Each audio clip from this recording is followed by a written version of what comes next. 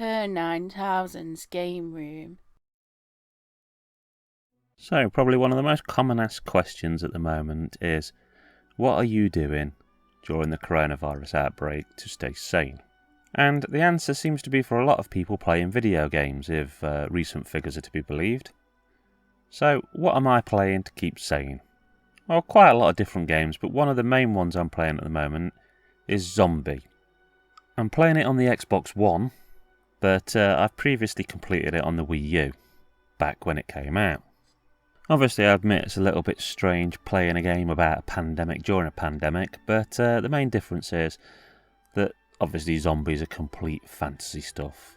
So, this kind of escape from reality, monsters and that, it's the kind of thing I do to get away from the terribleness of the real world. And I've found I still love all the things I originally loved about Zombie U. I massively love the fact that it's set in London, England, because, you know, how many games are set in England, really? They tend to be set in either Japan, America, or some fantasy realm, so it makes a nice difference. I also like that the main weapon is a cricket bat, just because it's a pretty stereotypical thing that you'd find in the UK. It gives it that sort of touch of realism. Yeah, you get guns in the game, but you'll always find yourself going back to the good old trusty cricket bat. I love the idea that every time you die you're a different survivor and you have to go back to your old zombified self, then batter his brains in, or her brains in, to recover your gear. And also mass kudos to the person who plays the voice actor that tells you what your mission is and where you've got to go. Even if I did repeatedly die at one stage and keep having to listen to the same soundbite of him telling me I bloody told you so again and again. I think particularly for when this game came out, it was a real new and innovative sort of game. Yeah, sure, we'd had zombie games before, but you weren't a crack military personnel or part of some special group. You were just an individual slapped in the middle of a freaky ass situation. Not to say the game is without faults. There's a few things that really do grind my gears. One, there was a little piece of corridor in a sewer I kept going down, and no matter how many times I'd been down it, there seemed to be a brand new fresh landmine planted there. Everything in this sewer was dead, and there were no people around for miles, but clearly some invisible man was coming and dropping landmines just to piss me off. There's also bits where you need to backtrack, but they've blocked an area off, so you have to find some weird obscure other way, which the game's very dark, so you can't always see the things you need to see.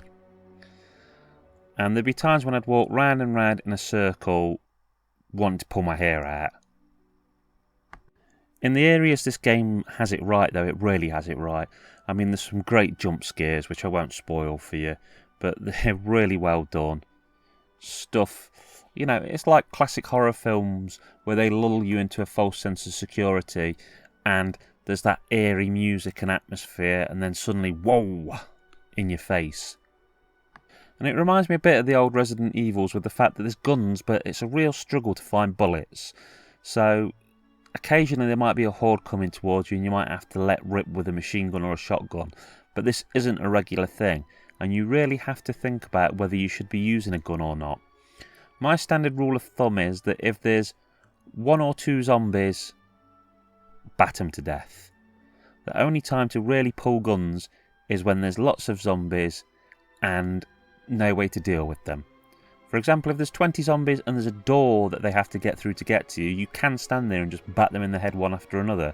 But if you're out in the open and they're encircling you, then it's time to sort of let fire and worry about the ammunition later.